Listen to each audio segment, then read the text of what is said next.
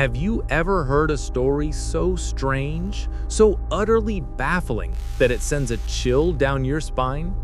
Our history is a vast tapestry, woven with tales of triumph and tragedy, of discovery and despair.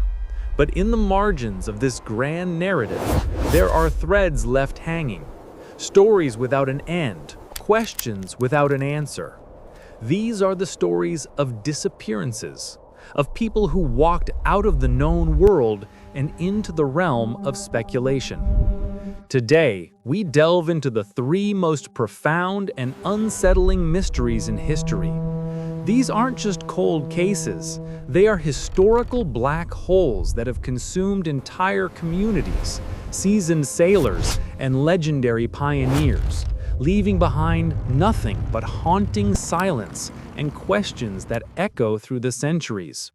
We will journey back in time to a fog-shrouded island off the coast of North America, where an entire colony vanished without a trace.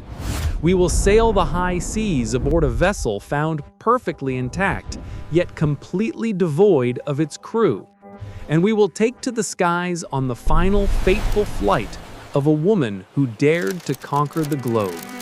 Join us as we uncover the secrets behind the three strangest disappearances that have baffled investigators and historians for generations. Our first mystery takes us back to the very dawn of the English-speaking world in North America, to the year 1587.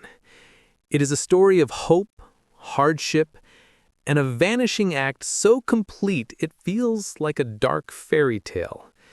This is the story of the lost colony of Roanoke. Under the charter of Sir Walter Raleigh, a group of 115 men, women, and children set sail from England to establish the first permanent English settlement in the New World. Their governor was a man named John White, an artist and cartographer tasked with leading this brave new community. They landed on Roanoke Island, off the coast of modern-day North Carolina. It was a place of immense promise, but also of immense peril. Almost immediately, their supplies began to dwindle, and their relations with the local Sicatan and Croatan tribes grew tense. Within months, it became clear that the colony could not survive the coming winter without aid. The colonists persuaded Governor John White to return to England to gather reinforcements and supplies. He was reluctant to leave his family, including his newborn granddaughter, Virginia Dare, the first English child born in the Americas. In his own journal, White later wrote of his departure. But his hope was tragically misplaced. His journey home was a nightmare. A war with the Spanish Armada meant that every available ship was commandeered for the English Navy. For 3 long, agonizing years, John White was trapped in England, unable to return to his family and his colony. When he was finally able to secure passage back in August of 1590, on his granddaughter's 3rd birthday, he found the settlement completely deserted. The houses had been dismantled, the boats were gone, and all 115 colonists had vanished. There were no signs of a struggle, no bodies, no graves. It was as if they had simply evaporated. The only clue was a single word carved into a wooden post of the fort: Croatoan. The letters CRO were also found carved into a nearby tree. Croatoan was the name of a nearby island, now known as Hatteras Island, and the name of the friendly Native American tribe that inhabited it. Before he left, White had instructed the colonists that if they had to move, they should carve their destination into a tree. If they were in distress, they were to add a Maltese cross. There was no cross. White was desperate to sail to Croatoan Island, but a powerful storm was brewing, and his crew refused to risk the journey. Heartbroken, he was forced to sail away, never to see his family again. He would write in his final report, "And thus we left this savage island with a heavy heart. I would to God that I had been with them, for the great desire I had to see them again." So, what happened to the lost colony of Roanoke? For over 400 years, historians and archaeologists have debated the possibilities. The most optimistic theory is that the colonists, facing starvation, willingly assimilated with the Croatoan tribe. This seems plausible given the Croatoan carving and the absence of a distress signal. There is some tantalizing evidence to support this. Later explorers reported encountering Native Americans with gray eyes and light hair who claimed ancestry from the Roanoke settlers. Archaeological digs on Hatteras Island have uncovered English artifacts from the correct time period mixed in with native pottery. But a darker theory suggests they met a violent end. Could they have been wiped out by a more hostile tribe, or even by Spanish forces who saw the English colony as a threat to their own claims in the New World? While possible, the lack of any physical evidence of a battle at the settlement site makes this less likely. The carefully dismantled houses suggest an orderly departure, not a panicked flight from an attack. A third possibility is that the colonists attempted to sail back to England on their own in a small boat and were lost at sea. Or perhaps, weakened by famine and disease, they simply succumbed to the harsh realities of the untamed wilderness. We may never know for sure. The 115 men, women, and children of Roanoke walked into the American forest and vanished from history, leaving behind only one cryptic word. These kinds of deep historical mysteries are exactly what we love to explore. If you find these unsolved stories as fascinating as we do, consider subscribing to our channel and turning on notifications. We dive into strange, dark, and mysterious cases like this every week, and you won't want to miss what's coming next. Our next story unfolds on the vast, unforgiving expanse of the Atlantic Ocean. It is a classic maritime mystery, a true ghost ship story that has haunted sailors' imaginations for 150 years. This is the tale of the Mary Celeste. In November 1872, the brigantine Mary Celeste set sail from New York City, bound for Genoa, Italy.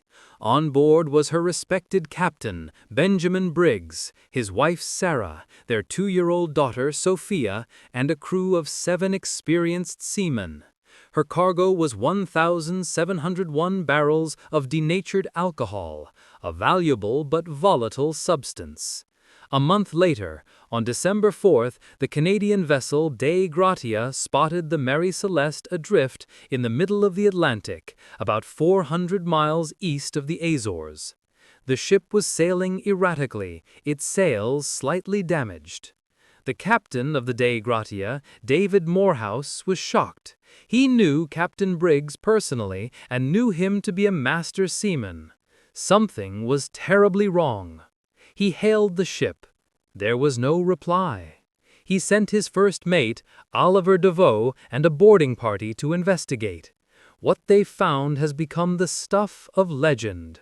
The ship was utterly deserted.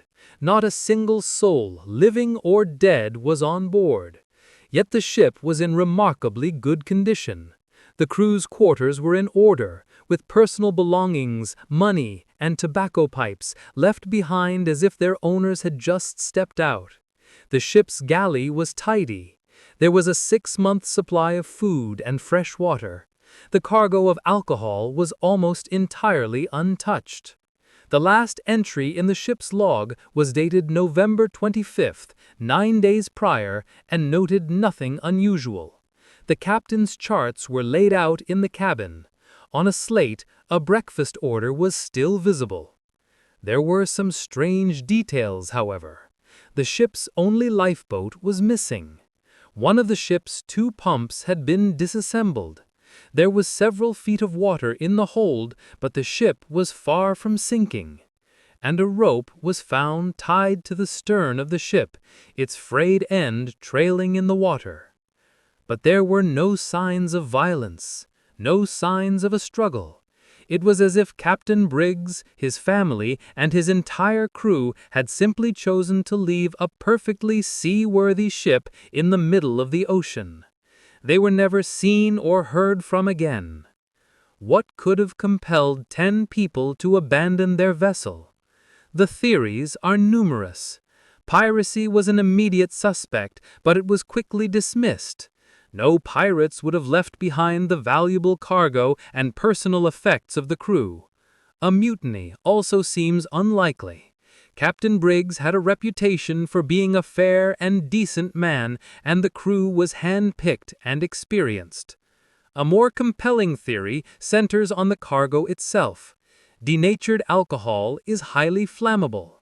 9 of the 1,701 barrels were found to be empty. These 9 were made of red oak, which is more porous than the white oak used for the other barrels. It's possible that alcohol vapor leaked from these barrels, building up in the hold. Fearing an imminent explosion, perhaps after hearing a rumbling sound from the hold, Captain Briggs may have ordered everyone into the lifeboat as a precaution, trailing the ship by a long rope until the danger had passed. A sudden storm or an unexpected wave could have snapped the rope, leaving them stranded and separated from their ship, doomed to perish at sea. This precautionary abandonment theory is the most widely accepted, yet it remains just that, a theory. The Mary Celeste sailed on, a silent testament to its lost crew, a ghost ship whose secrets were swallowed by the sea. For our final mystery, we leave the sea and take to the skies, following the trail of a true American icon, a woman who broke barriers and captured the world's imagination. But her greatest adventure would become her final enigmatic chapter. This is the disappearance of Amelia Earhart. By 1937, Amelia Earhart was arguably the most famous female pilot on Earth. She was a fearless aviator and a symbol of female empowerment. Having already become the first woman to fly solo across the Atlantic, she set her sights on an even greater prize, to be the first person to circumnavigate the globe at its equator. Her aircraft was a state-of-the-art twin-engine Lockheed 10E Electra, specially modified with extra fuel tanks. Her navigator was the highly skilled Fred Noonan. After one failed attempt, they began their eastbound journey in June 1937. For over a month, they hopped from continent to continent, covering 22,000 miles. By early July, they had reached Lae, New Guinea. Only 7,000 miles over the vast Pacific Ocean remained. The next leg was the most dangerous, a 2,556-mile flight to Howland Island, a tiny, flat speck of land in the middle of the Pacific, barely a mile and a half long. To find it would be a monumental feat of navigation. The U.S. Coast Guard cutter Itasca was stationed there, tasked with providing radio and weather guidance. On July 2nd, Earhart and Noonan took off from Lae.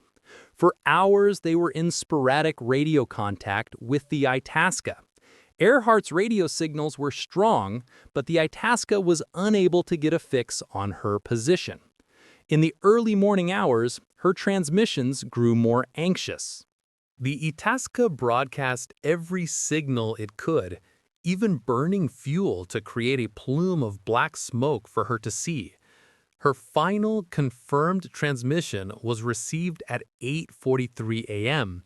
Her voice was strained. And then, silence. Amelia Earhart, Fred Noonan, and their Electra vanished. What followed was the most extensive and expensive sea search in American history at the time. The U.S. government spent over $4 million searching 250,000 square miles of ocean. Not a single trace of the plane or its crew was ever found. The official U.S. government position is the crash and sink theory. This holds that, unable to find Howland Island, the Electra simply ran out of fuel, crashed into the Pacific Ocean, and sank without a trace. It's a simple, tragic, and logical explanation. But another, more intricate theory has gained significant traction over the years: the Gardner Island hypothesis. Gardner Island, now known as Nikumaroro, is an uninhabited atoll about 350 miles southeast of Howland, lying directly on the line 157-337 that Earhart mentioned in her final transmission. Proponents of this theory, led by the International Group for Historic Aircraft Recovery, TIHAR, believe that Earhart and Noonan, unable to find Howland, made an emergency landing on the island's flat coral reef during low tide. For decades, TIGAR has conducted expeditions to Nikumaroro, and their findings are tantalizing. They found remnants of a castaway campsite, fragments of an aluminum panel consistent with an Electra, a piece of plexiglass of the exact thickness and curvature of an Electra's window, and even a jar of what appears to be 1930s-era freckle cream. In 1940, a British administrator on the island discovered a partial human skeleton, but tragically, those bones have since been lost. Modern analysis of the original bone measurements suggests they are more consistent with a female of European ancestry of Earhart's height than any other population. Could they have survived for weeks or even months as castaways, sending out desperate radio calls that were faintly heard by operators across the Pacific? A third, more conspiratorial theory suggests they were captured by the Japanese. This theory posits that they strayed off course, crashed in the Marshall Islands, and were taken prisoner and possibly executed as American spies. While popular, this theory is supported by little more than anecdotal second-hand accounts. The fate of Amelia Earhart remains one of the 20th century's greatest unsolved mysteries. Was she lost to the depths of the unforgiving ocean, or was she a castaway on a deserted island, watching the horizon for a rescue that never came? A lost colony, a ghost ship, a vanished aviator. 3 stories, separated by centuries and continents, yet bound together by a common thread of profound, unanswered questions. They remind us that for all our knowledge, for all our technology, our world still holds deep and dark mysteries. The stories of Roanoke, the Mary Celeste, and Amelia Earhart endure not just because of their strangeness, but because they challenge our sense of order. They leave a void in the historical record, a space where fact ends and speculation begins. And now we turn the question over to you. Which of these 3 incredible mysteries do you find the most compelling? What is your theory on what happened to the Roanoke colonists, the crew of the Mary Celeste, or Amelia Earhart? Let us know your thoughts in the comments below. We read every single one.